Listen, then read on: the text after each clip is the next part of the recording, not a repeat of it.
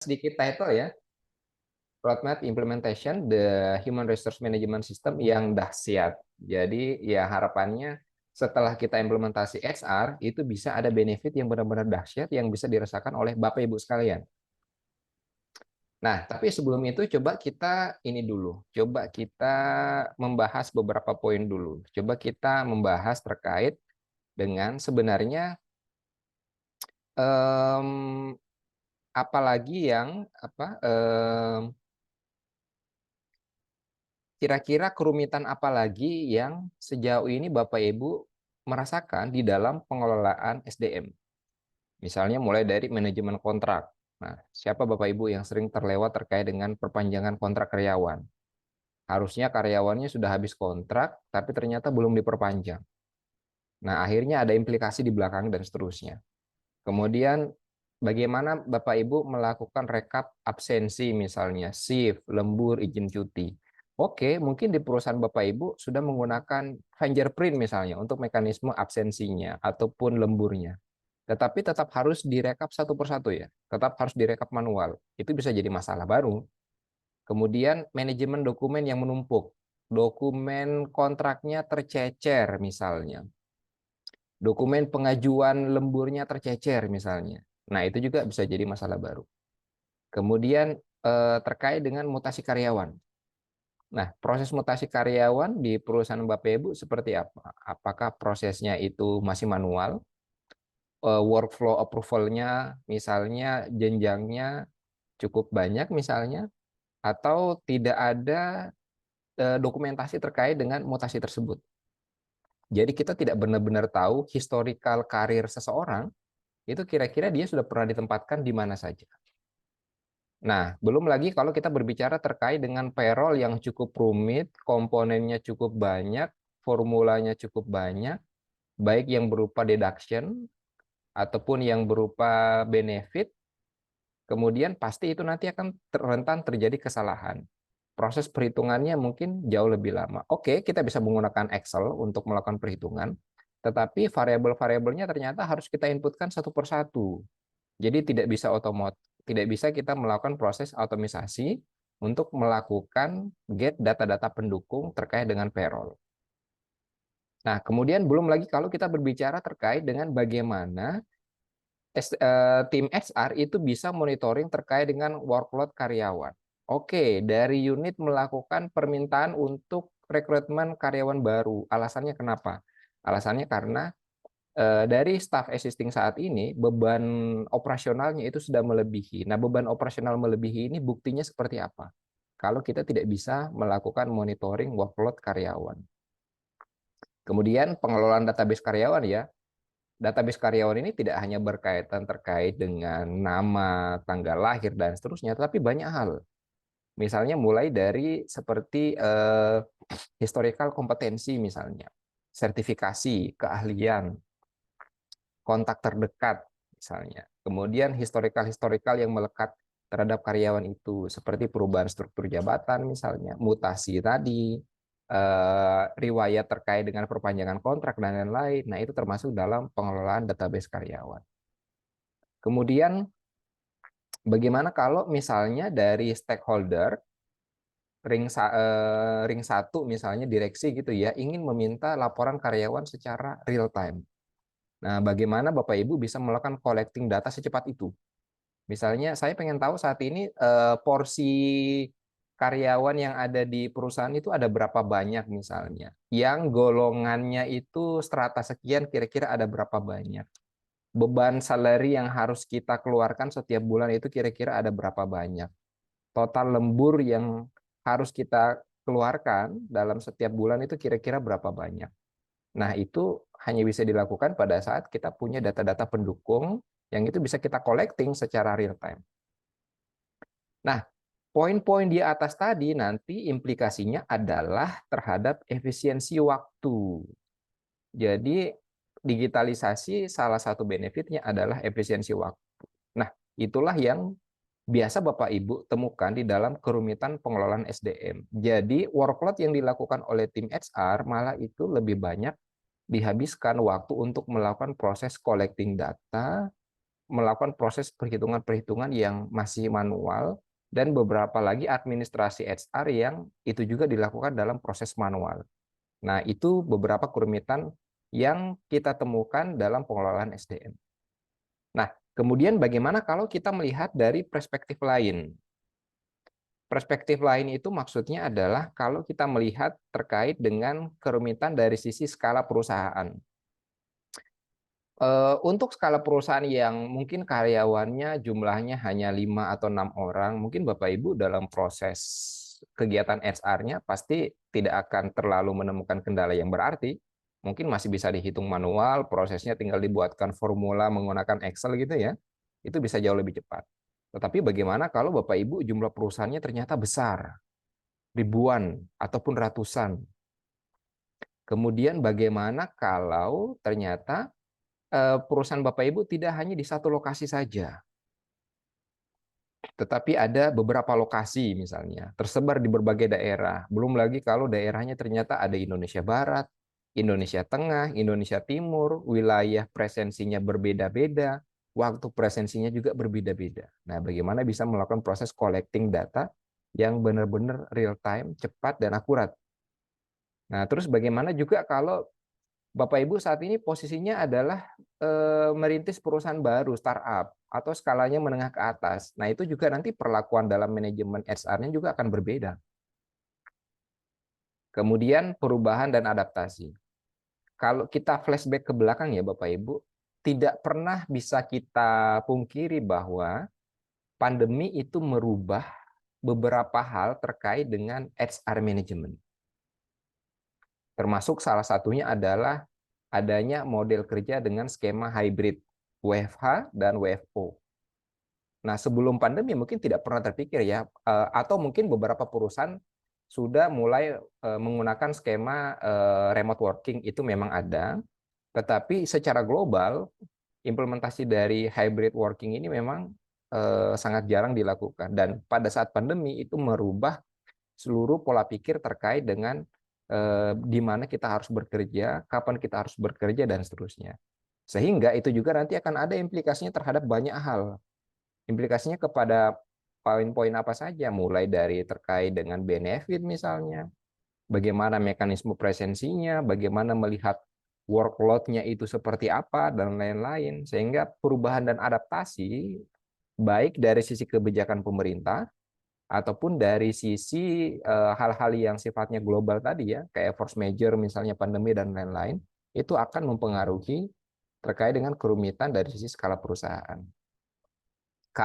Keamanan data juga salah satunya, concern untuk hal-hal yang sifatnya kredensial, konfidensial, dan lain-lain. Kemudian terakhir adalah kesulitan pada saat kita sudah punya skala perusahaan yang cukup besar, tidak adanya data-data yang komprehensif, sehingga itu bisa menjadi salah satu faktor kurang mampunya kita untuk bisa mengambil kebijakan ataupun keputusan strategis. Salah satu contoh misalnya, dulu waktu pandemi saya rasa banyak perusahaan-perusahaan yang mengambil kebijakan untuk melakukan pengurangan staf. Nah, salah satunya kalau kita punya terkait dengan statistik, data workload, dan seterusnya, kebijakan tersebut akan jauh lebih mudah untuk melihat kira-kira pada poin-poin mana saja workload pekerjaan itu yang masih bisa dihandle oleh beberapa orang misalnya, dan seterusnya. Kemudian beberapa hal data-data lain, misalnya terkait dengan kompetensi dan lain-lainnya untuk jabatan tertentu misalnya yang sedang kosong, dashboard statistik juga itu bisa memudahkan. Salah satu contoh dalam implementasi sistem biasa kita menyebut dengan talent management. Sehingga pada saat ada perubahan terkait dengan komposisi SDM, misalnya di level manajemen dan seterusnya, kita sudah punya data-data tersebut untuk memudahkan kita melakukan proses filtering terkait dengan internal SDM yang bisa kita promote untuk berada pada posisi-posisi tersebut. Nah, ini adalah poin-poin terkait dengan hal-hal kerumitan yang biasa kita temui di dalam pengelolaan SDM, baik skala perusahaan kecil, menengah, startup, ataupun perusahaan besar. Nah, kalau tadi kita berbicara terkait dengan masalah-masalah yang sering kita temukan dalam proses implementasi HR sebelum dilakukan proses digitalisasi sistem, nah sekarang selanjutnya bagaimana kalau kita membahas terkait dengan, jadi kita langsung masuk ke benefitnya dulu. Nah, implikasi apa yang terjadi setelah kita implementasi Human Resource Management System? Nah, pada perspektif ini saya tidak akan membahas terkait dengan, oh kalau kita implementasi HR system, itu nanti proses presensinya secara otomatis misalnya. Proses payroll-nya itu nanti perhitungannya akan jauh lebih mudah. Admin HR pada saat mereka lembur itu akan jauh lebih mudah, waktunya lebih cepat dan efisien. Karyawan pada saat ingin melakukan izin cuti itu bisa dilakukan secara self-services misalnya dan lain-lain. Saya tidak akan membahas itu, karena itu adalah hal-hal yang umum yang biasa kita temui di dalam proses implementasi HR system. Nah, tetapi nanti saya akan lebih banyak membahas pada perspektif lain, benefit yang dirasakan. Nah, benefit yang dirasakan adalah yang pertama, yaitu dari sisi aspek efisiensi operasional. Nah, HR Management System ini dapat meningkatkan efisiensi operasional perusahaan dengan melakukan otomisasi sejumlah tugas. Nah, misalnya tugas dari administrasi HR seperti manajemen data karyawan, perhitungan gaji, pemrosesan cuti, administrasi pelatihan, dan lain-lain itu akan jauh lebih mudah karena efisiensi operasional itu terjadi di sana. Nah, kemudian yang kedua adalah penghematan biaya. Nah, dengan otomisasi HR, tentu perusahaan dapat mengurangi biaya yang terkait dengan administrasi secara manual, seperti penggunaan kertas misalnya, penyimpanan dokumen secara fisik, ataupun tenaga kerja yang diperlukan untuk mengelola tugas-tugas administratif. Nah, karena hal-hal tersebut sudah dilakukan otomisasi oleh proses HR system. Nah, penghematan biaya ini juga dapat tercapai melalui efisiensi yang diperoleh dalam misalnya kayak pengelolaan gaji dan tunjangan karyawan. Nah, jadi itu poin yang benefit yang bisa kita dapatkan dengan poin penghematan biaya. Nah, kemudian selanjutnya adalah ada benefit terkait dengan akurasi data yang ditingkatkan.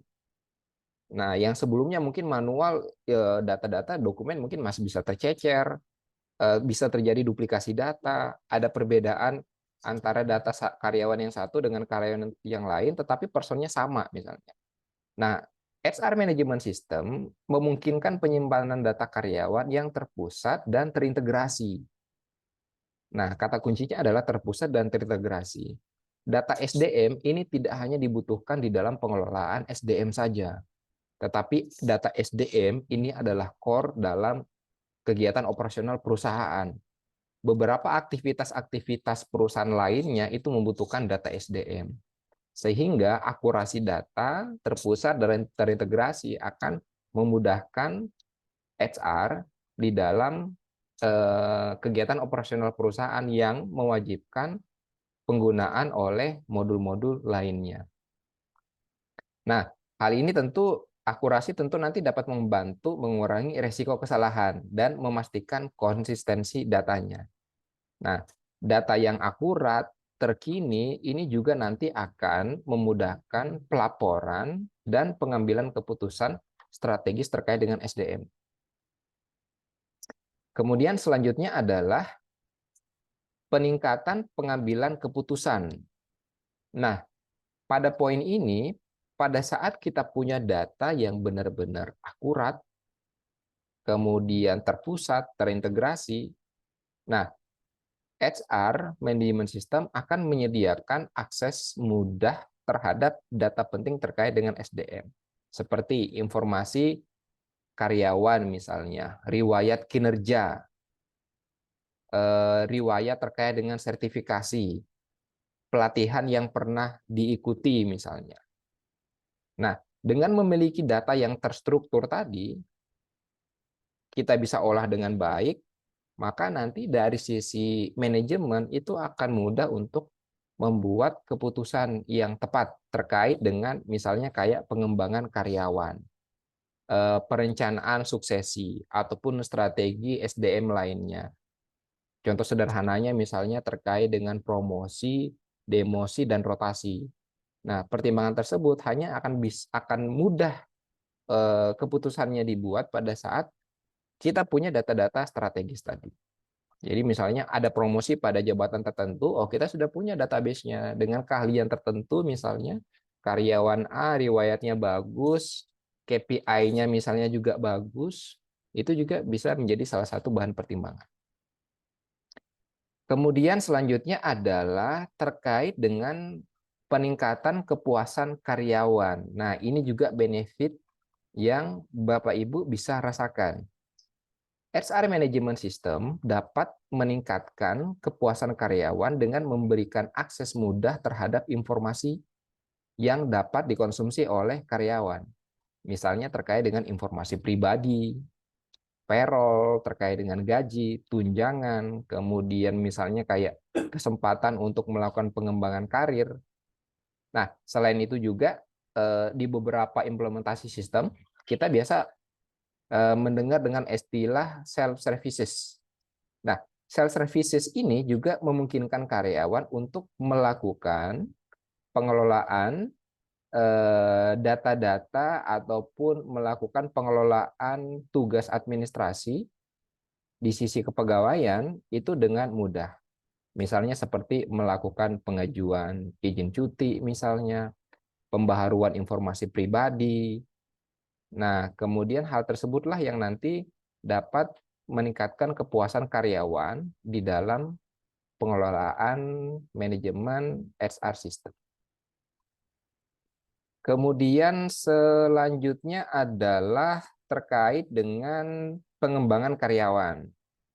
Nah, HR system itu nanti dapat membantu dalam identifikasi kebutuhan di dalam pengembangan karyawan. Misalnya mulai dari kebutuhan terkait dengan pelatihan, kompetensi tertentu, kemudian pengembangan di sisi SDM. Nah, itu juga dapat menunjang. Nah, ini adalah implikasi-implikasi yang Bapak Ibu bisa rasakan pada saat kita implementasi HR Management System, mulai dari efisiensi operasional, penghematan biaya, akurasi konsistensi data, peningkatan pengambilan keputusan, peningkatan kepuasan karyawan, dan pengembangan karyawan. Kalau Bapak Ibu misalnya punya OKR dari masing-masing divisi ataupun tim HR sendiri, nah ini poin-poin yang secara OKR itu bisa dicapai. Nah, jadi poin-poin ini nanti Bapak Ibu bisa memasukkan juga terkait dengan target OKR dari tim HR misalnya untuk tahun ini ataupun tahun depan. Baik, kemudian itu terkait dengan implementasi ya. Jadi implikasi yang ataupun benefit yang dapat dirasakan pada saat kita implementasi HR system. Kemudian selanjutnya saya akan membahas terkait dengan bagaimana menuju ke sana. Nah, jadi pada saat tadi kita sudah berbicara masalah, kemudian dari masalah itu muncullah benefit yang bisa kita rasakan. Nah, terus bagaimana supaya kita bisa menuju ke sana? Tahapannya seperti apa? Apa yang harus disiapkan? Nah, itu nanti akan kita bahas pada slide selanjutnya. Nah, bagaimana perusahaan Anda menuju ke sana? Nah, ini adalah tahapannya. Kira-kira ada 1, 2, 3, 4, 5, 6, 7 tahapan. Sampai nanti di akhir success story terkait dengan HR Management System Implementation. Nah, bagaimana perusahaan Anda menuju ke sana? Yang pertama adalah kita harus mengevaluasi kebutuhan dan tujuan. Kebutuhan HR di setiap perusahaan dan tujuannya itu bisa jadi berbeda, tergantung dengan model bisnis perusahaan, skala perusahaan, dan hal-hal lainnya. Sehingga kita perlu melakukan identifikasi alasan utama di balik keinginan untuk digitalisasi HR. Jadi kita punya tujuan utamanya dulu. Kita pengen fokusnya kemana nih, kebutuhan dan tujuannya. Apakah kita ingin meningkatkan efisiensi operasional misalnya, mengurangi biaya, meningkatkan pengalaman karyawan, atau ingin meningkatkan terkait dengan aksesibilitas data HR misalnya. Nah, kita harus memahami ini dulu. Kita harus memahami dulu terkait dengan kebutuhan dan tujuan, sehingga memahami ini akan membantu kita untuk merancang dan melaksanakan strategi yang tepat. Nah, jadi kita harus menganalisa dulu kebutuhan dan tujuan kita itu seperti apa. Nah, setelah kita memahami itu, kemudian selanjutnya adalah kita dapat memilih sistem HR yang sesuai. Nah, di luaran sana mungkin cukup banyak vendor terkait dengan HR system ya. Jadi yang menyediakan solusi terkait dengan pengelolaan SDM berbasis digital. Nah, salah satunya juga adalah Gamma Techno dengan cukup banyak modul yang dapat memudahkan Bapak Ibu sekalian untuk melakukan pengelolaan SDM. Nah, memilih sistem manajemen SDM yang sesuai kebutuhan, ada beberapa hal yang perlu diperhatikan. Yang pertama adalah pastikan sistem tersebut dapat mengelola data-data pengelolaan SDM sesuai dengan kebutuhan Bapak Ibu sekalian berdasarkan analisa awal tadi. Misalnya terkait dengan pengelolaan data karyawan, rekrutmen, pelatihan, terkait dengan performance karyawan, absensi, dan manfaat lainnya. Nah, selain itu, nanti beberapa hal Bapak Ibu juga perlu mempertimbangkan modul-modul utama yang dibutuhkan selain manajemen data SDM tadi. Misalnya seperti adanya modul untuk melakukan fitur analitik misalnya. Jadi kita bisa menganalisa dari beberapa data-data utama HR. Kemudian misalnya memiliki fitur self services karyawan misalnya. Kemudian dapat terintegrasi dengan aplikasi lain misalnya yang menggunakan HR sebagai database dari aplikasi tersebut. Kemudian yang paling penting juga adalah pemilihan aplikasi yang tepat ini juga akan berkaitan dengan pemilihan vendor yang tepat. Nah, bagaimana kita bisa memilih vendor yang tepat? Yang pertama adalah melihat kredibilitas dari vendor tersebut, pengalaman implementasi yang dilakukan, seberapa banyak modul-modul yang disiapkan untuk menyelesaikan permasalahan Bapak Ibu sekalian. Vendor itu tidak hanya sebagai tukang jahit ya, dalam hal ini memberikan aplikasi yang sudah jadi gitu. Misalnya kalau kita pergi ke swalayan, kita beli baju yang sudah jadi ya. Tidak seperti itu. Tetapi vendor ini juga termasuk bagaimana merancang jahitan tersebut. Jadi bagaimana bisa merancang aplikasi sesuai dengan kebutuhan Bapak Ibu sekalian. Dan ada pengembangan yang berkesinambungan. Artinya pengembangan itu tidak hanya berhenti pada poin itu saja. Misalnya sebelum pandemi mungkin kita hanya menggunakan skema jam kerja itu hanya untuk skema work from office misalnya.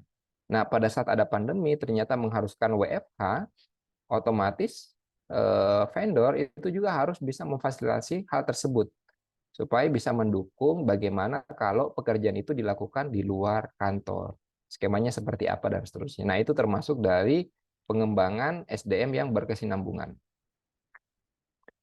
Kemudian pada poin ketiga, selanjutnya kita pindah ke poin ketiga. Nah, pada saat kita sudah memilih aplikasi yang tepat, vendor yang tepat, kemudian rencanakan pengenalan dan pelatihan.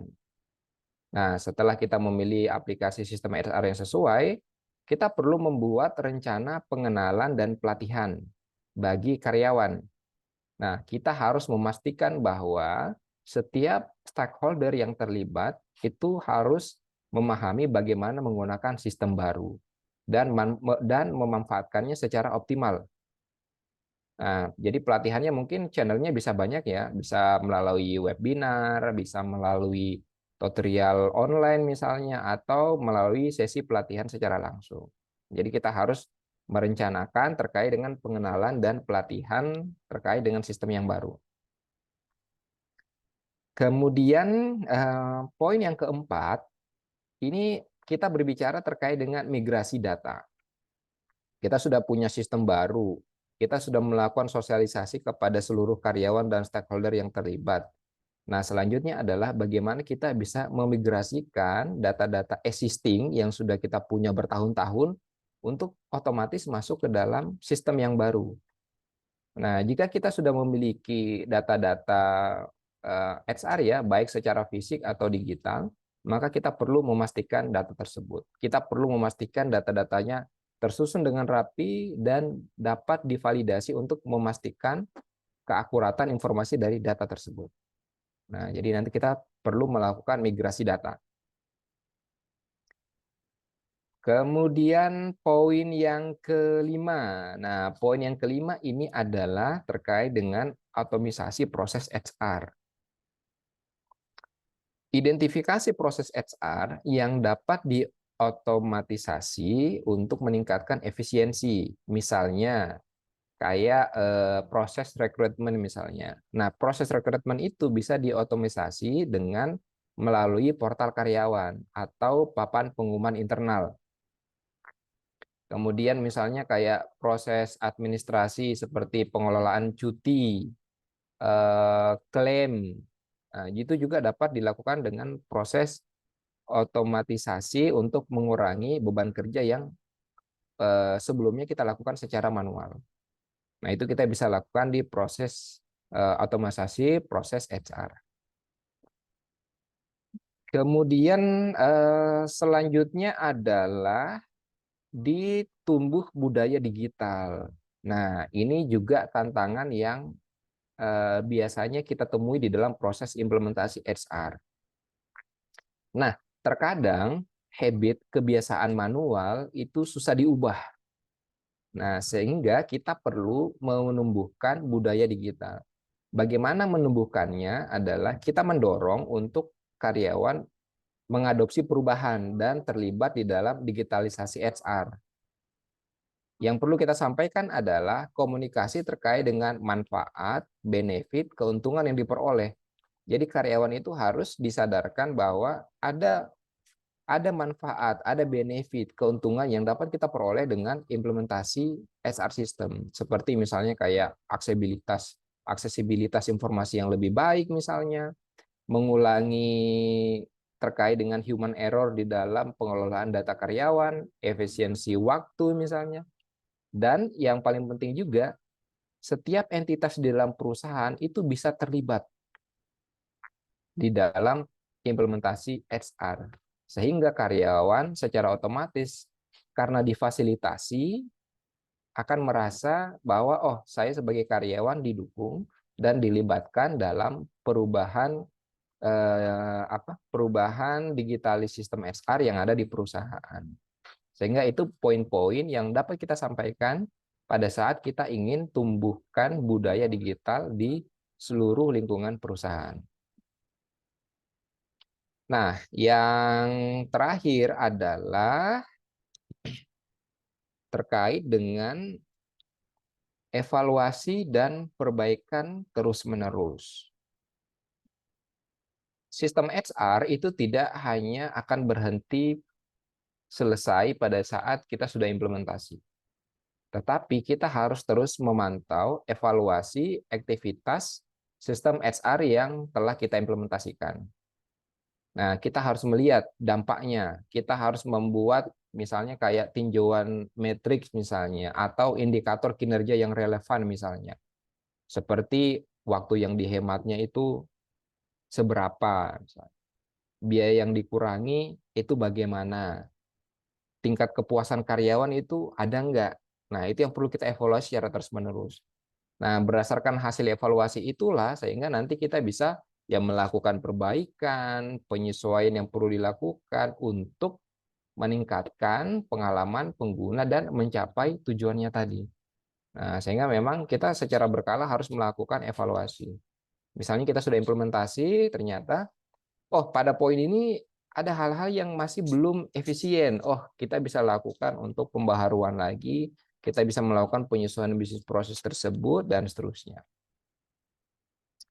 Nah, terakhir yang perlu kita ingat bahwa memang digitalisasi HR ini adalah proses yang berkelanjutan, bukan hanya sekedar implementasi yang kita lakukan satu kali. Perubahan teknologi, kebutuhan bisnis yang terus berkembang, sehingga hal-hal ataupun poin-poin itulah yang mau tidak mau kita harus mengikuti perkembangan dan kita juga harus mengadopsi inovasi yang relevan di dalam pengelolaan SDM.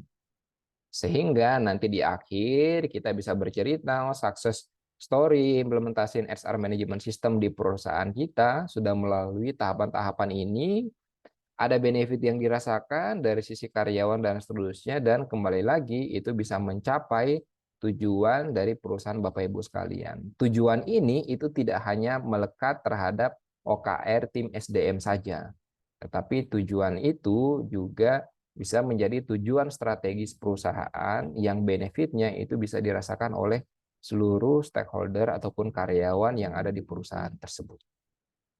Nah, kira-kira seperti itu Bapak Ibu, terkait dengan pada saat kita ingin implementasi HR system, tahapannya seperti apa, bagaimana perusahaan kita untuk bisa menuju ke sana.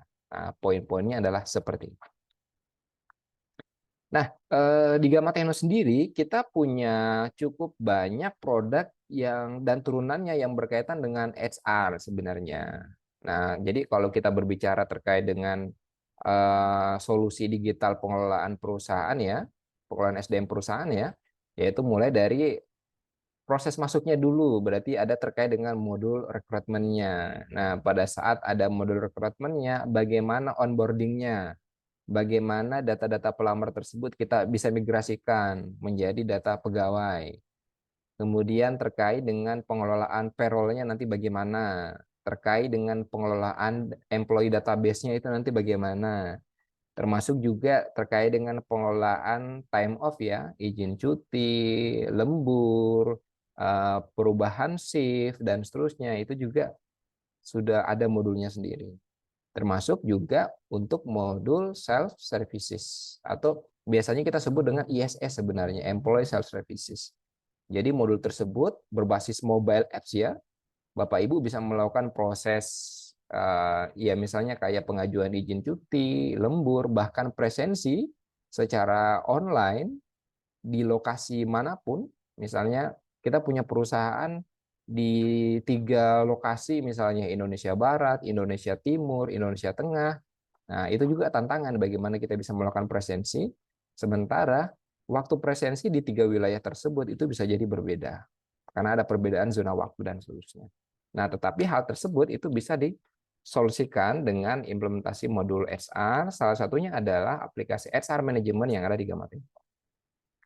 Nah, selain itu saya juga bisa mencontohkan ini terkait dengan salah satu modul Employee Self Services ya, kita menyebutnya sebagai menyebutnya adalah Workspace. Nah, ini aplikasi yang cukup bagus.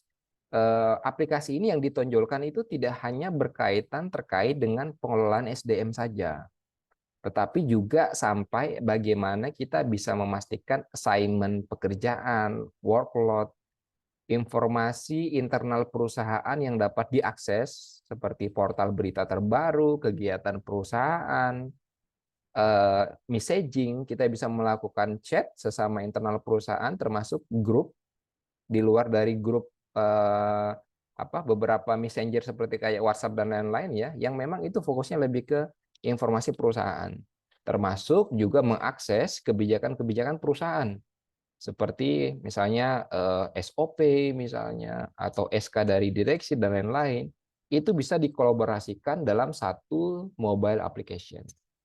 Nah, ini salah satu produk Gamma Techno yang cukup populer dan cukup banyak rekanan kami juga yang saat ini menggunakan aplikasi tersebut.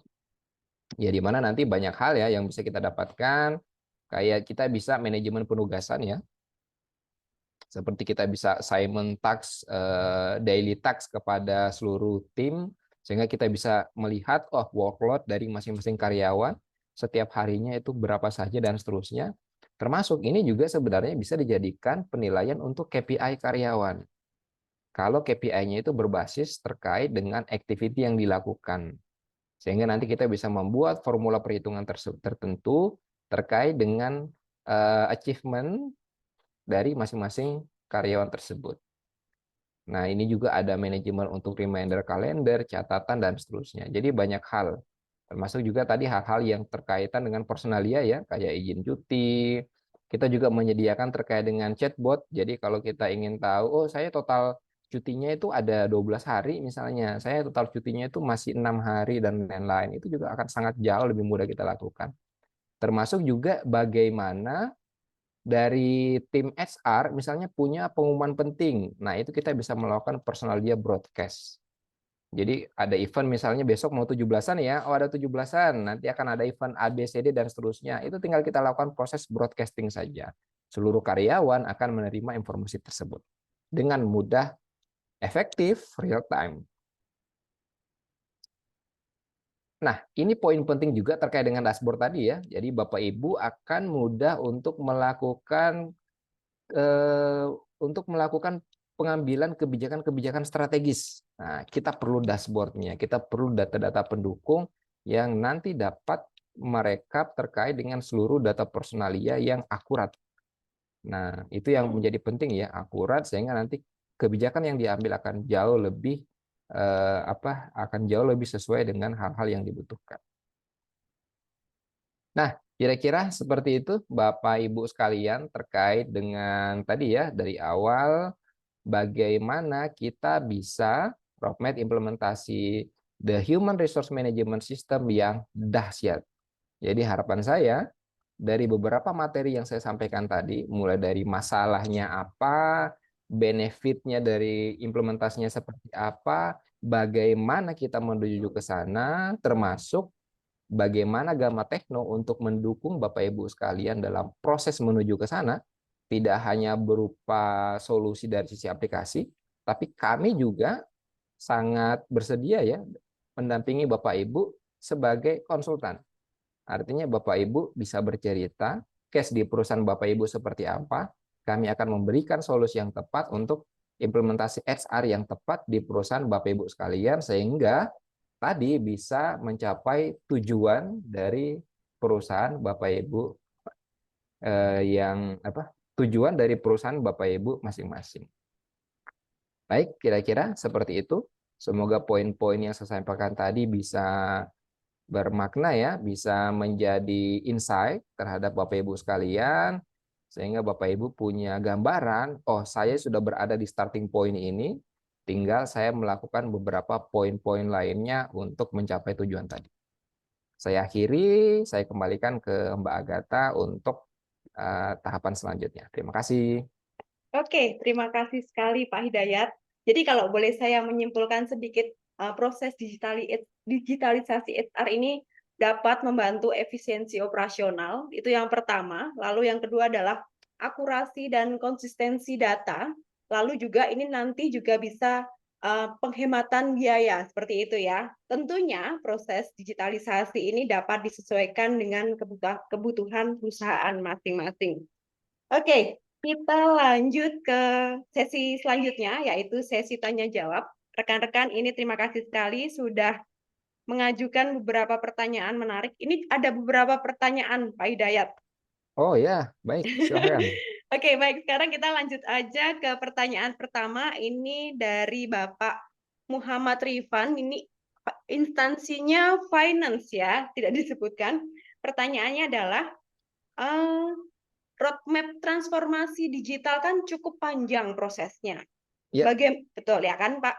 Bagaimana memberikan gambaran singkat namun real kepada PIC yang resisten terhadap digitalisasi? Begitu, Pak Hidayat. Ya, baik. Memang kalau kita berbicara roadmap plan itu tahapannya cukup panjang. Kalau yang saya sebutkan tadi mungkin ada sekitar 1, 2, 3, 4, 5, 6, 7 ya, 7 tahapannya di sana. Di mana tahapan tadi, kalau misalnya kita berbicara terkait dengan proses digitalisasinya itu hanya pada satu tahapan saja. Jadi memilih aplikasi yang tepat, vendor yang tepat untuk melakukan proses implementasi. Nah, resistensi tadi memang bisa muncul terhadap beberapa individu di dalam proses implementasi HR.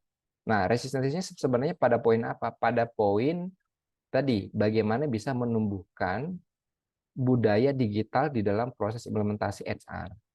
Nah, budaya digitalnya itu nanti apa yang ingin kita tonjolkan adalah dari sisi benefit sebenarnya. Jadi pada saat kita bisa benar-benar memberikan gambaran benefit yang tepat, seperti poin-poin yang saya sampaikan tadi, ya penghematan biaya, akurasi data, keterlibatan karyawan juga di dalam proses implementasinya untuk mencapai tujuan perusahaan, itu akan sangat jauh akan sangat jauh mendorong ataupun mendukung karyawan-karyawan tersebut sehingga resistensi-resistensi yang muncul itu kita bisa minimalisasi. Resistensi ini sebenarnya tidak hanya proses digitali HR saja, tapi bisa kita bilang di seluruh aktivitas operasional perusahaan itu pasti akan ada resistensi satu dua hal dan seterusnya. Itu akan pasti. Tidak hanya berkaitan pada implementasi HR ya, di bisnis proses lainnya pun bisa saja ada satu dua orang yang ada resistensi tersebut. Sehingga dengan memberikan gambaran benefit tadi itu bisa memberikan gambaran setiap orang, loh kenapa harus menolak, kenapa harus menjadi batu sandungan gitu ya, sementara di depan mata banyak hal manfaat yang bisa kita rasakan dibandingkan dengan kita tidak melakukan implementasi tersebut. Kalau kita tidak melakukan kan di awal tadi sudah saya sebutkan ya, wah poin-poin itu sudah cukup banyak sekali dan itu sudah menjadi alasan kenapa kita harus implementasi ke sana. Nah, kira-kira jabatannya seperti itu, Mbak. Semoga bisa membantu ya. Oke, baik. Terima kasih sekali, Pak Hidayat. Semoga jawaban Pak Hidayat ini membantu pertanyaan dari Bapak Muhammad Rifan. Pertanyaan selanjutnya. Ini ada lagi ya, Pak Hidayat ya? Ya, silakan. Ini dari Ibu Hani, beliau merupakan konsultan hukum. Pertanyaannya adalah, bagian HR kan terdiri dari beberapa divisi, itu baik dari rekrutmen, payroll, training, dan sebagainya. Ya, Jika dilakukan proses digitalisasi secara bertahap, divisi mana yang perlu didahulukan, diprioritaskan? ya. Pada skala perusahaan yang besar, memang dia akan membagi divisi HR itu menjadi beberapa unit.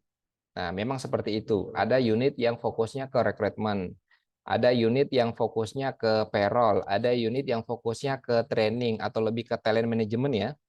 Nah, seperti itu. Nah, kalau nanti ditanya dari hal-hal tersebut, kira-kira secara roadmap mana dulu yang didahulukan? Nah, yang didahulukan nanti adalah terkait dengan unit yang melakukan pengelolaan database karyawan dulu.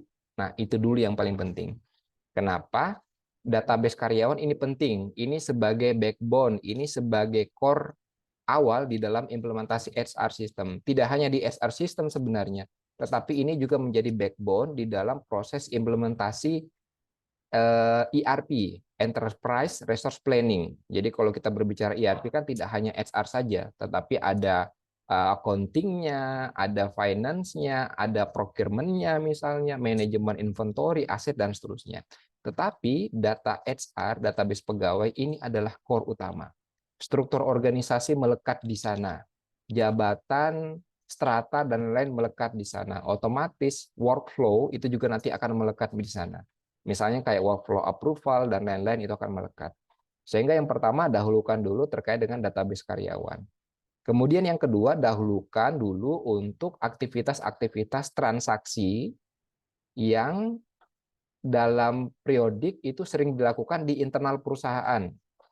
Misalnya transaksinya terkait dengan proses untuk manajemen izin cuti tadi, terkait dengan payroll, ini juga penting karena payroll ini nasib orang banyak dipertaruhkan di setiap awal bulan. Nah, kemudian setelah itu baru kita bisa fokus ke rekrutmen misalnya. Di awal-awal nggak apa-apa, nggak pakai modul rekrutmen dulu.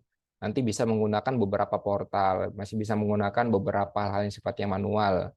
Karena itu tidak menjadi mandatori ya di dalam pengelolaan HR, itu adalah opsi pilihan. Nah, setelah rekrutmen, kita boleh naik satu level lagi. Jadi kalau kita hanya bermain di human resource, itu adalah tahapan awal. Tapi kalau kita ingin naik satu level lagi, kita bisa masuk ke dalam kategori human capital. Nah, ciri khas di human capital itu dia sudah masuk di dalam pengelolaan talent management atau training. Nah, itu salah satunya. Jadi human capital itu dia berfokusnya terhadap tidak hanya manajemen data pegawai, tetapi juga bagaimana bisa memanage, melakukan pengembangan terkait dengan internal SDM karyawan. Nah, kira-kira seperti itu, Mbak. Semoga bisa menjawab. Oke, baik. Terima kasih, Pak Hidayat. Untuk pertanyaan selanjutnya, ini saya akan bacakan. Data real seperti apa yang terlihat nyata ketika proses digitalisasi itu pertama dilakukan? Data real, oh banyak sekali sebenarnya data real. Jadi pada saat semuanya dilakukan digitalisasi sistem, kita bisa lihat data karyawan itu secara akurat, kita bisa lihat datanya itu secara real time, kita bisa collecting seluruh datanya ya. Misalnya saya pengen collecting, saya pengen tahu sih sebenarnya jumlah laki-laki perempuan di karyawan kita itu ada berapa banyak. Jumlah karyawan kita yang sudah menikah itu ada berapa banyak. Kenapa kita perlu? Karena nanti ada pembayaran pajaknya, misalnya. Ada perbedaan pajak yang sudah menikah dan yang belum menikah, misalnya. Terkait dengan PPh 21-nya dan lain-lain. Belum lagi kalau terkait dengan perhitungan payroll-nya. Belum lagi terkait dengan rekap-rekap lembur dan lain-lain. Nah, data-data tersebut yang akan real, itu bisa kita konsumsi pada saat kita digitalisasi HR. Nah, kalau ini akan sama dengan pertanyaan yang nomor 2 tadi.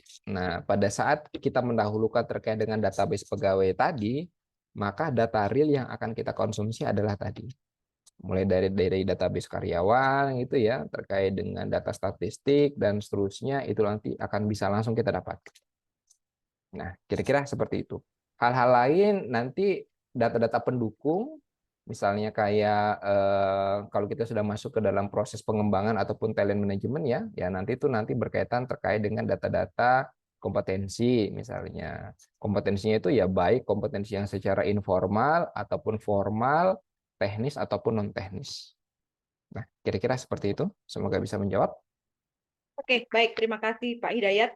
Kita lanjut pertanyaan selanjutnya.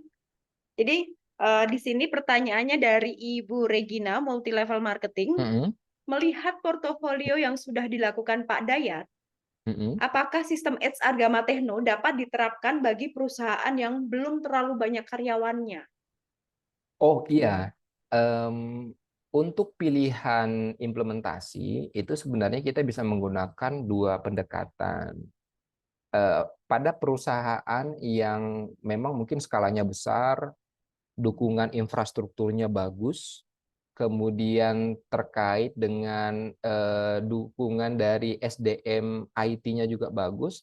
Nah, biasanya mereka akan menggunakan layanan yang biasa kita sebut dengan on-premise.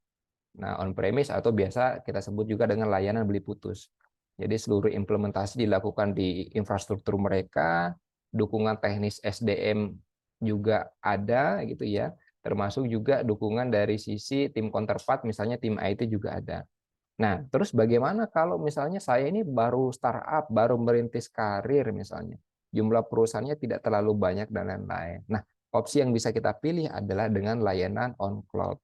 Nah, atau biasa kita sebut juga SaaS, Software as Services, atau dengan kata lain sewa. Nah, itu salah satu opsinya. Jadi itu opsi yang kalau kita nilai misalnya, oh ini saya belum, nanti bisa melihat pada aspek kebutuhannya juga ya, tadi ya.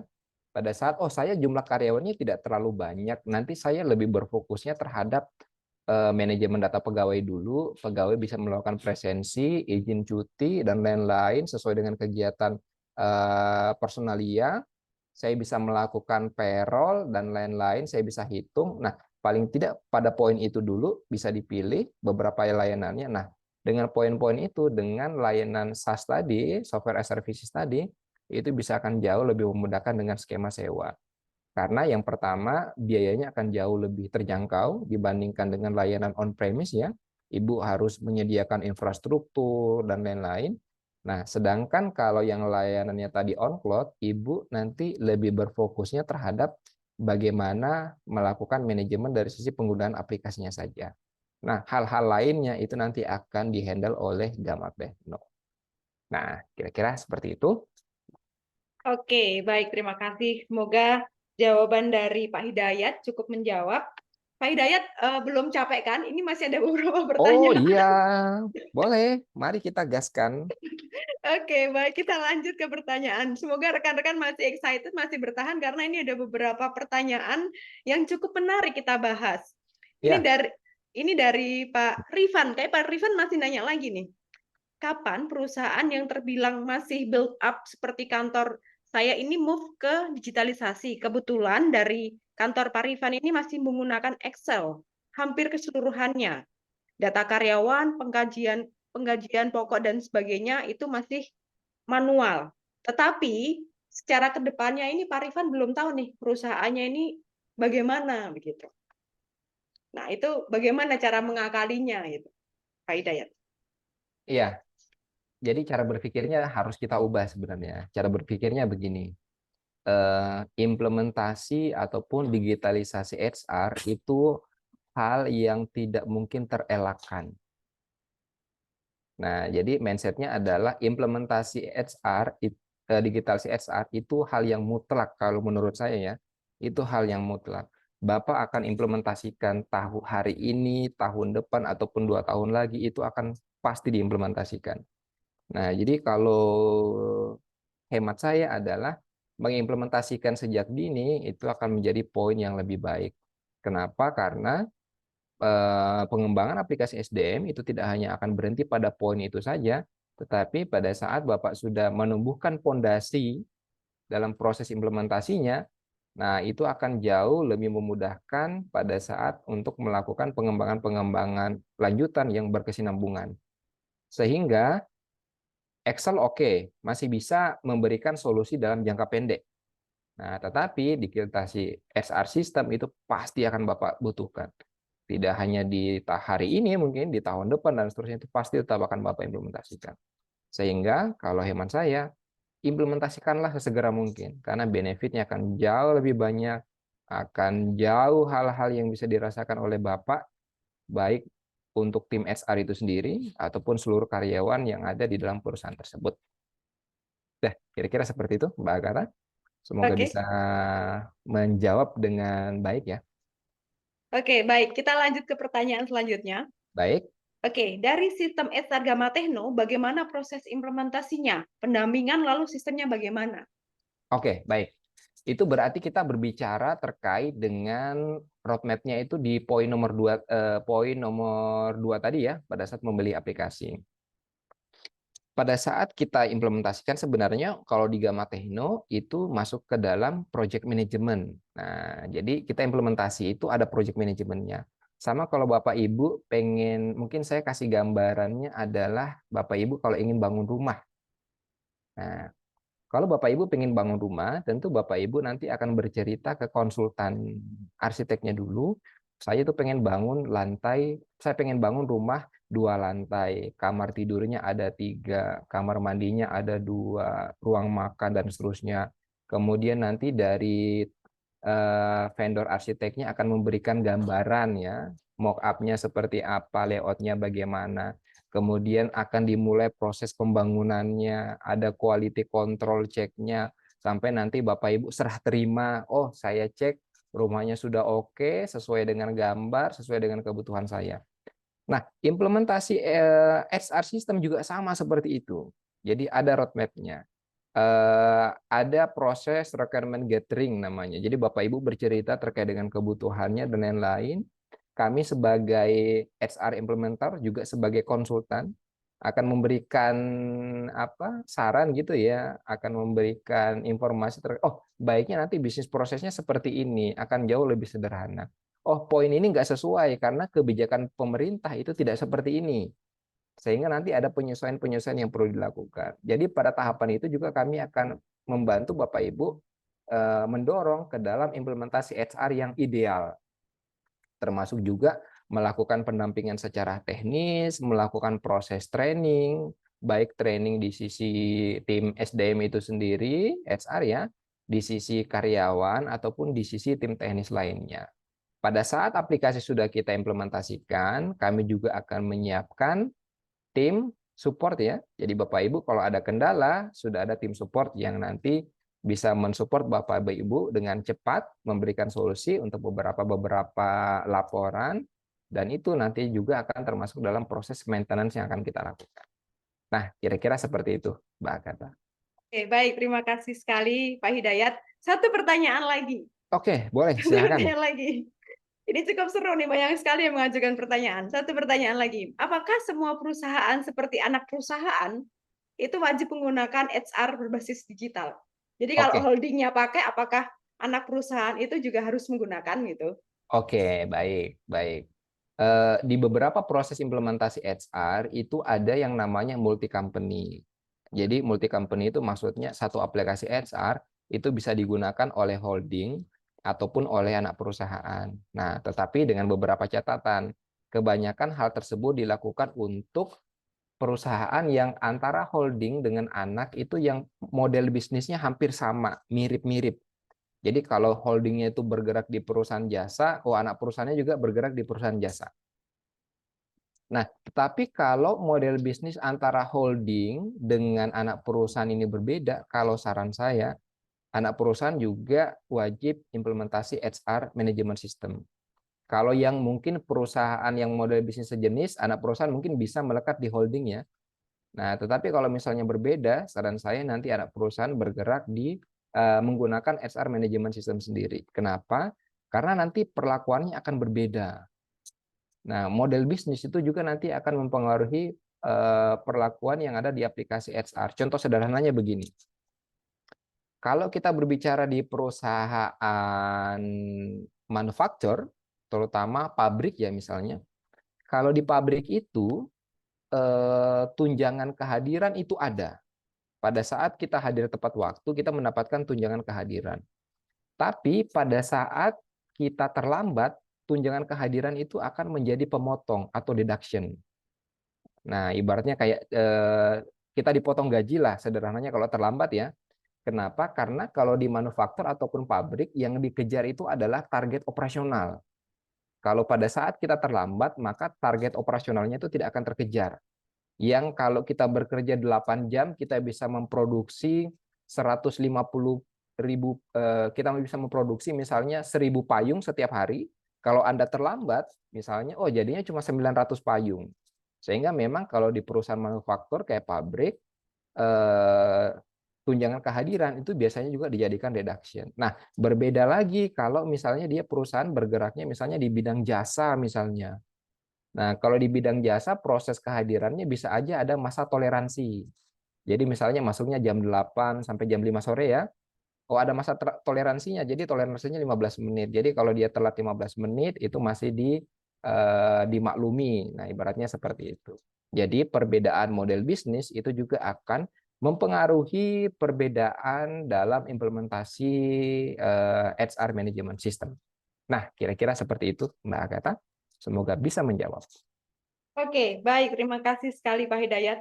Cukup menarik karena banyak sekali nih rekan-rekan yang mengajukan pertanyaan. Semoga pertanyaan-pertanyaan dan jawaban yang diberikan Pak Hidayat cukup membantu, memberikan gambaran nih kebutuhan-kebutuhan perusahaan saya seperti apa ya, nanti proses digitalisasinya seperti apa ya. Nah, seperti itu. Baik, jawaban dari pertanyaan Pak Ismir tadi menjadi penutup webinar kita pada sore hari ini.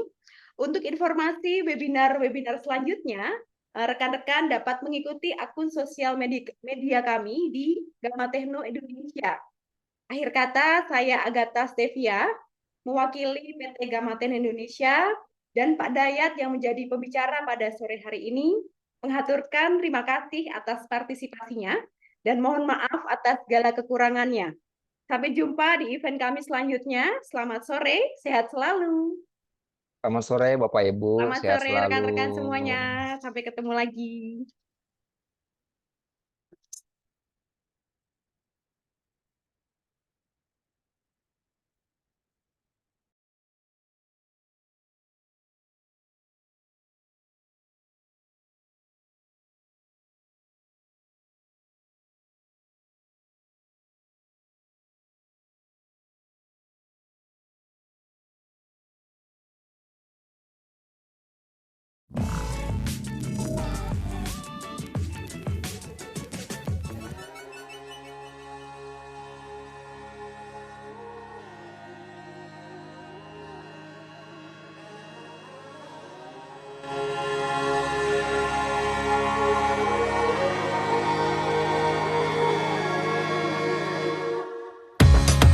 Menghabiskan gaji untuk diriku sendiri, membeli satu tiket film terkini, memesan yang cukup hanya untuk satu porsi, menyanyikan Kunto Aji di tengah muda-mudi. Semua jatuh bangunmu hal yang biasa, angan-angan pertanyaan, waktu yang menjawabnya.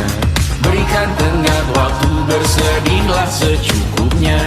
Rayakan perasaanmu sebagai manusia. Jika kau pernah tersakiti, angkat tangan. Jika kau pernah menyakiti, angkat tangan. Jika kau pernah bahagia, angkat tangan. Jika kau pernah kecewa, angkat tangan. Jika kau pernah tersakiti, angkat tangan.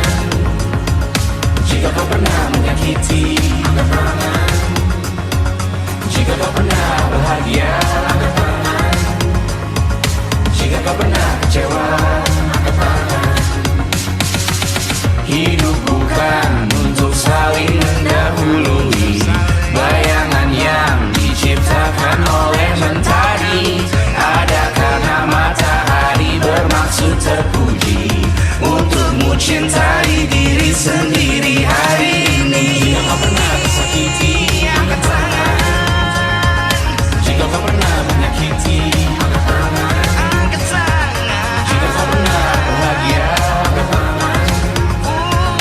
Jika kau pernah kecewa, angkat tangan. Jika kau pernah tersakiti, angkat tangan. Jika kau pernah menyakiti, angkat tangan. Jika kau pernah bahagia, angkat tangan. Jika kau pernah kecewa, angkat tangan. Mata airmu ada di sini, mata airmu diri sendiri. Temukan makna hidupmu sendiri, menarilah dengan bayangan diri sendiri.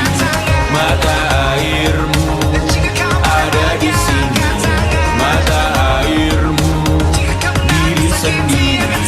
Temukan makna hidupmu sendiri, menarilah dengan bayangan diri sendiri. Mata airmu ada di sini, mata airmu diri sendiri. Temukan makna hidupmu sendiri, menarilah dengan bayangan diri sendiri. Mata airmu ada di sini, mata airmu diri sendiri. Temukan makna hidupmu sendiri, menarilah dengan bayangan diri sendiri.